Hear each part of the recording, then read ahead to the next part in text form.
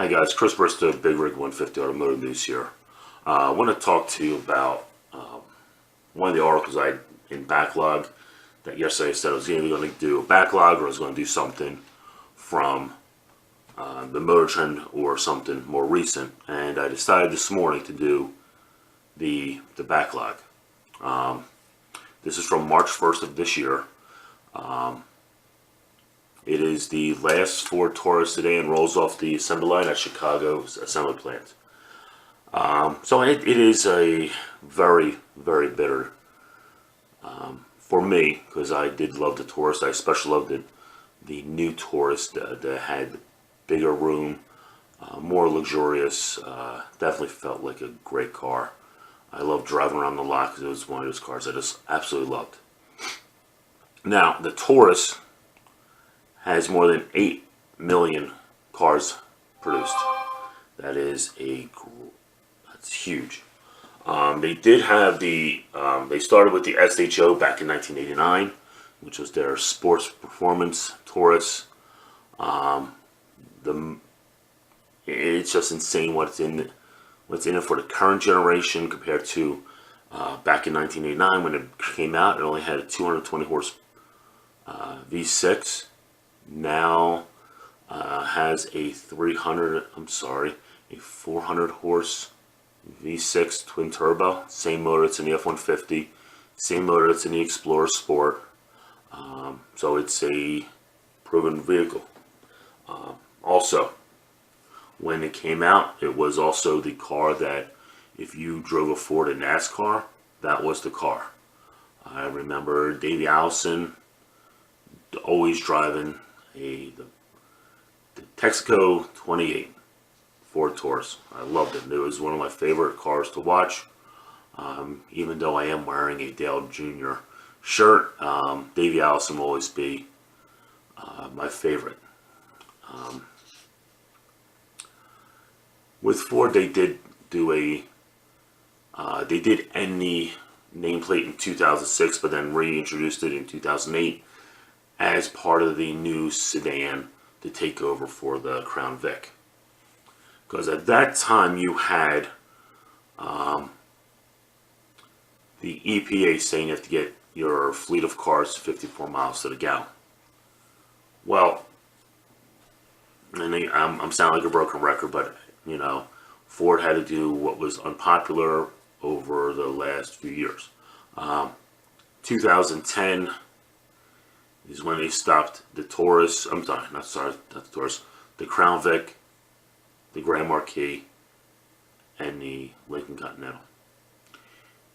2011 is when Ford stopped making all Mercurys, and the Ford Taurus took off from there. It was a police interceptor also.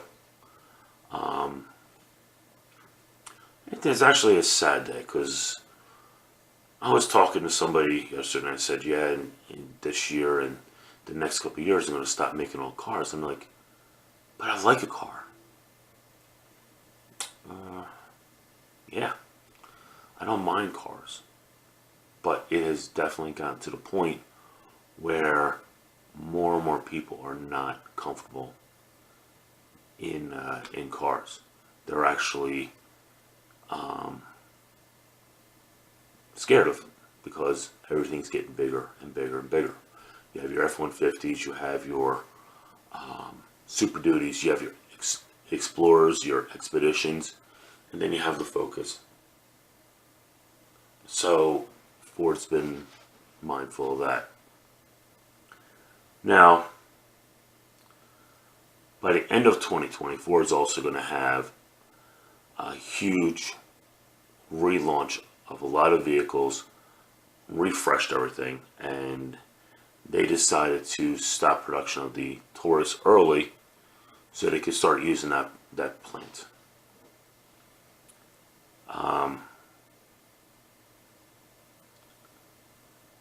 It sucks.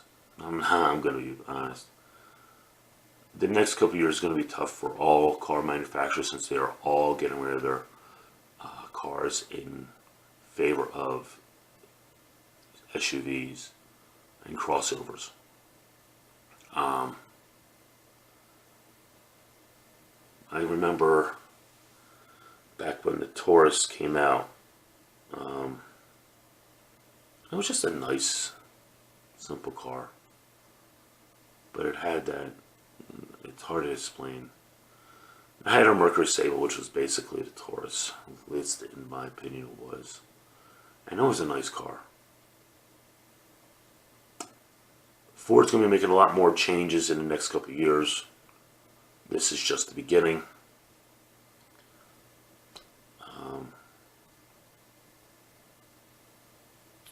You're going to have a lot of electrification cars coming out. You're going to have a lot of cars that are refreshed. I think you're going to see a new Super Duty, a new F-150, a new. The Ranger's out right now. The Bronco comes out the end of 2020. You have so many vehicles that are coming out. The new refresh of the Explorer. Ford has to decide how to get rid of some of these cars, some of this production line for new. Now that doesn't mean in 5 years the market changes and you have to bring back the Taurus, the Fusion, maybe rebrand them as something else. And I want to keep this as short as possible because this is not a lot of information, but you are going to see changes coming in all manufacturers. Like I said, around the same time that this happened, Chevy decided to end their production of the Chevy Cruze for North America, for the United States. They still make it outside of the country, but only for the United States, and they stopped. They kind of were following Ford's lead as well as Fiat's. But with the big difference is Chevy closed that plant. Chevy laid off those employees, transferred some of them, but you now closed the factory.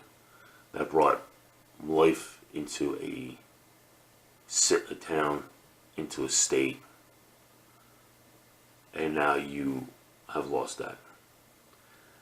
Now, again, 5 years, maybe they decide to change it, but that plant right now is shut down. It's, maybe doing something else for now, but they said they've pretty much made it idle.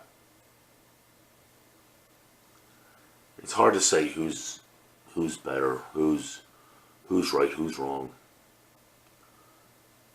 But it's an interesting contrast.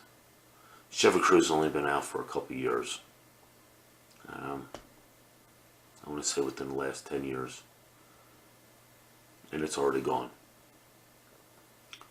The Ford Taurus has been around since, I think it was 88. I couldn't tell you exactly. But it's been around a very long time, and it's sad for an end of an era for now. This is Chris Bristow, Big Rig 150 Automotive News, signing off. Have a great night, and I'll talk to y'all later. Bye.